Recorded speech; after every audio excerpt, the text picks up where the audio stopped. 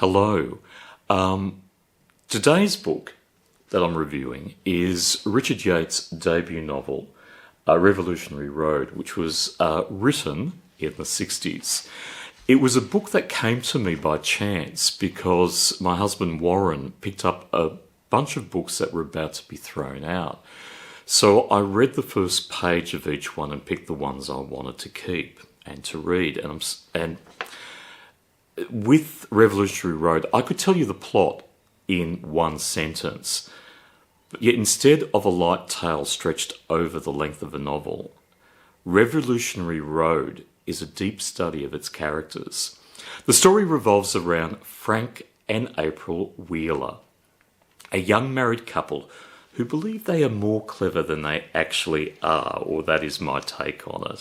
Frank does as little as he can at work because it is the early 60s, the age of, we know from Mad Men, a time when men could fill their days with boozy work lunches and by having affairs with secretaries. In fact, when I entered the workforce in the 80s, it was still similar. You could have a boozy long lunch and still have all your work done without doing unpaid overtime.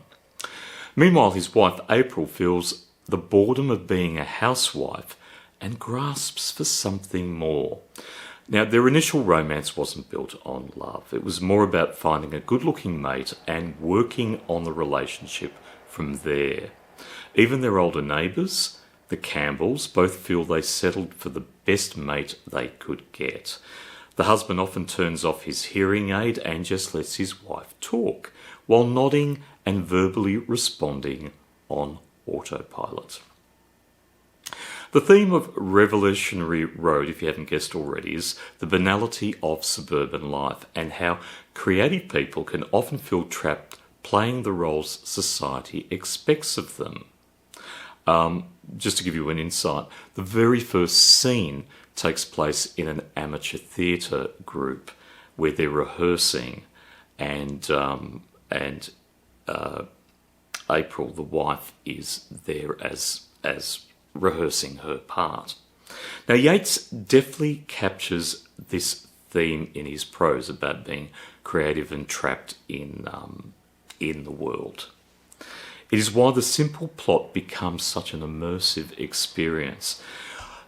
There is a beautiful paragraph showing Frank as a kid on his first visit to New York, looking up in awe at a skyscraper for the first time, after being kind of underwhelmed with every other experience he has. And his childlike sense of awe is easily identified to the reader.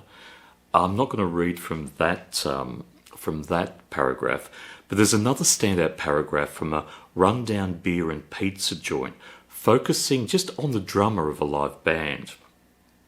This is the para.